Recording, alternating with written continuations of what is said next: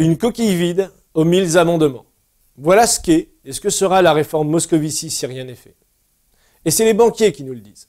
C'est donc courageusement que ce matin, le PDG de la très respectable Société Générale, Frédéric Oudéa, a confirmé que la réforme ne concernait que 3 à 5% de leurs activités de BFI, entendre Banque de financement et d'investissement, qui elles-mêmes ne représentent que 15% des revenus totaux de la banque. Faites donc le calcul, 5% de 15%, talam, 0,75%. Lors de la présidentielle, Cheminade disait qu'on ne peut combattre le monde de la finance à moitié comme on ne peut faire un bébé à moitié. Bien là, on vous fait un bébé à 0,75%.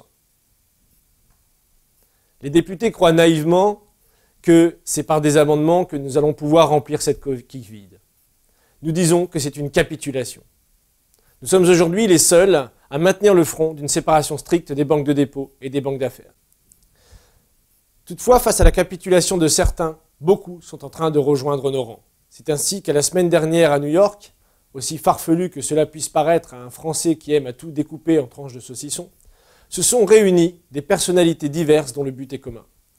Autour d'Elga Tsep-Larouche se sont donc réunis le grand professeur Norton Mevinsky, président du Conseil international des études moyen-orientales et professeur émérite à l'Université d'État du Connecticut, Cliff Kirakoff, professeur d'histoire à l'Institut militaire de Virginie et de sciences politiques à Washington, Shin Stone, fils du très célèbre Oliver Stone et également réalisateur, Mark Shelley, physicien et médecin expert des questions de la santé américaine, ainsi que Lin Yen, président de la Fondation pour une renaissance de la culture classique, et d'autres personnalités telles que la très célèbre chanteuse Feng Tao Jiang, chinoise, et Elvira Green du Metropolitan Opera.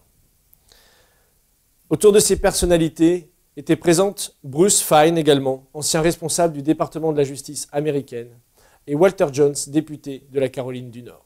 Je terminerai par ces mots d'introduction. Cela me fait plaisir de prendre un moment pour participer avec vous à la conférence intitulée « Un changement de paradigme pour sauver l'humanité ». Cette conférence à laquelle vous participez est très importante et très spéciale pour le futur de nos pays. Merci d'y être présent. Lorsque vous partirez, ayez suffisamment d'énergie pour prendre votre téléphone et appeler votre député pour lui dire que vous êtes tout à fait au courant de la situation. Et en particulier, en ce qui concerne le retour à une séparation stricte des banques de dépôt et des banques d'affaires.